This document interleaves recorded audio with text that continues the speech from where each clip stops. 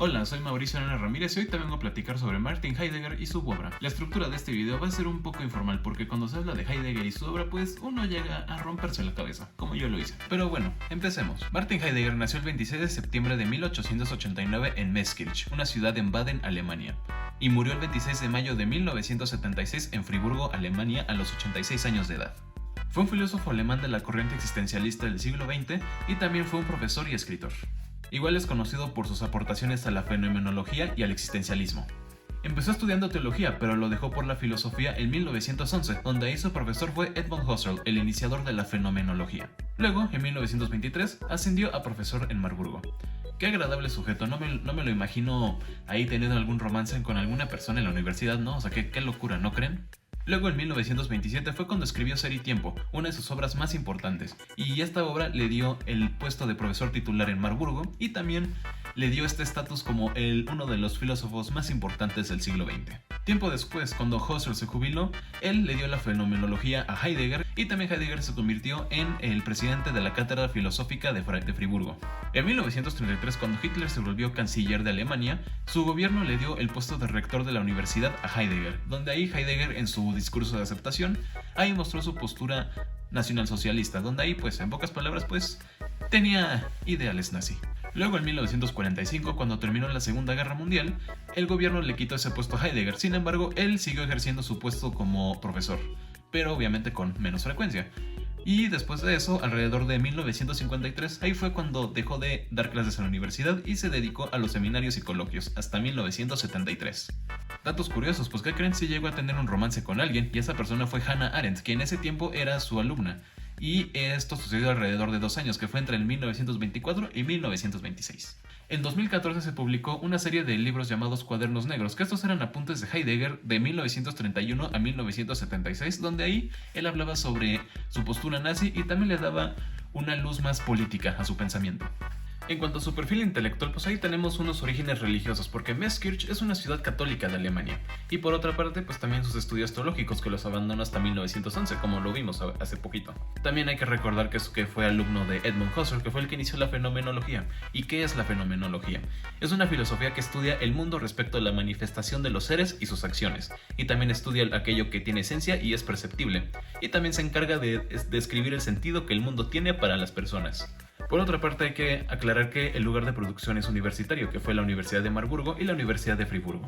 Y no me van a dejar mentir, hay mucha diferencia cuando escribes un ensayo cuando eres un alumno a escribir un ensayo cuando eres el rector de la universidad. Ahí cambia mucho el panorama respecto a el alcance, la cantidad de recursos que tienes disponibles, entre otras características. Y por otra parte, que esto ya está un poquito más ligado al contexto histórico, pues Heidegger tenía sus ideales nazi que pues llegaron a afectar de alguna forma la forma en la que trabajaba y el lugar de producción. Un ejemplo, en una edición de Ser y Tiempo, pues ahí él tenía una dedicatoria para Edmund Husserl, pero cuando estaba durante el Tercer Reich, ahí le pidieron que quitara esa dedicatoria porque Husserl tenía raíces judías. En cuanto al contexto histórico, pues a Heidegger le tocaron las 2 guerras mundiales.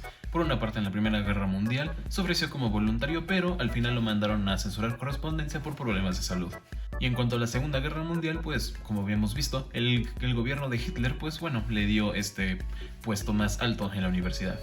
Pero más allá de las guerras también encontramos la Revolución Soviética, que estaba relacionada con el comunismo, y Alemania pues buscaba protegerse de esta ola roja, por así decirlo.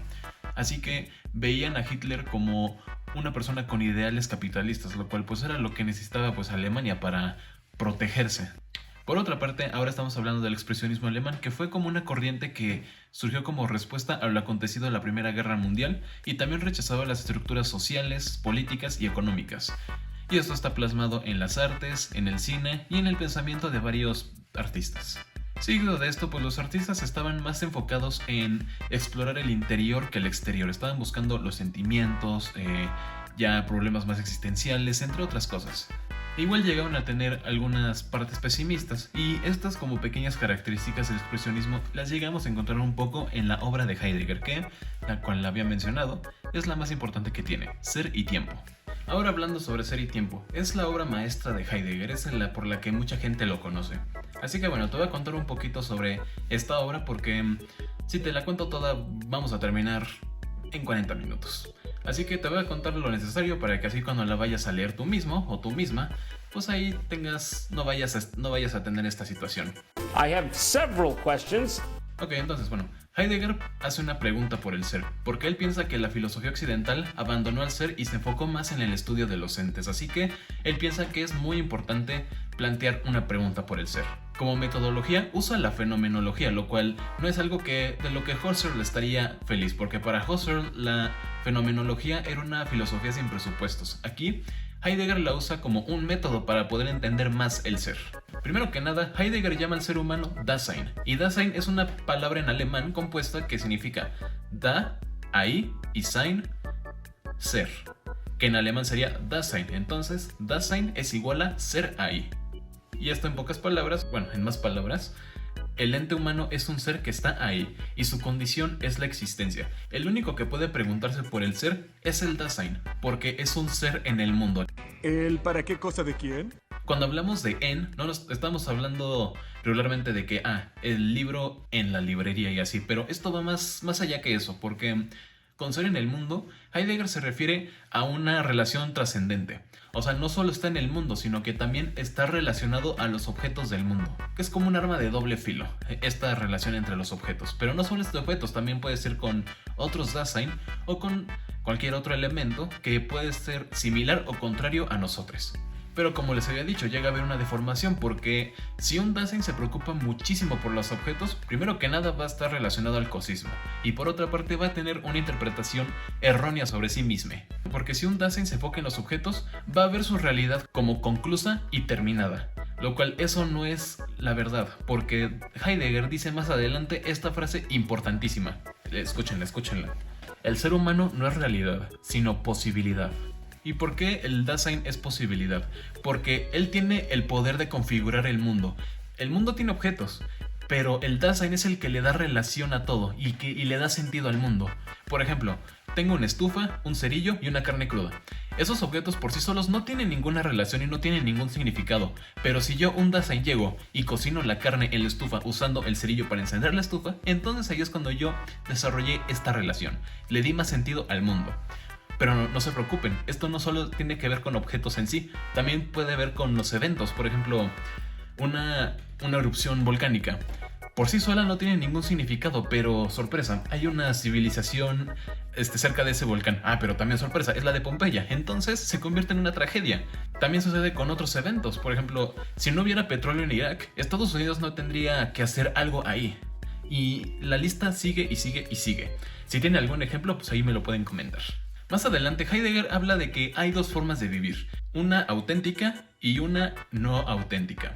La no auténtica es cuando un Dasein está sometido a lo impersonal, está más enfocado en el otro, o sea, no está pensando sobre sí mismo, se deja llevar por la sociedad y se rinde ante la vida cotidiana y vive sin libertad.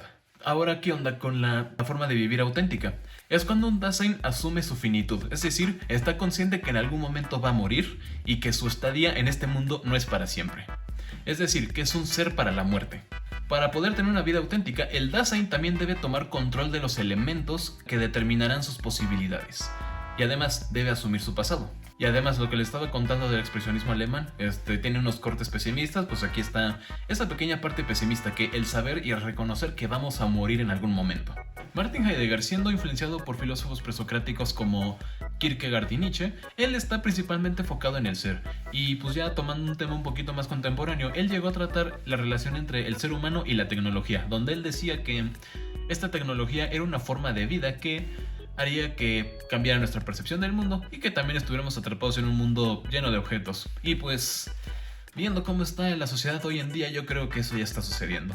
Heidegger también rechaza la modernidad y la tradición idealista y racionalista, y también la metafísica, pero no porque era un niño malo o algo así, sino porque él estaba muy enfocado en entender al ser. Y por esa razón es muy importante en la filosofía contemporánea, porque es como un pilar del existencialismo.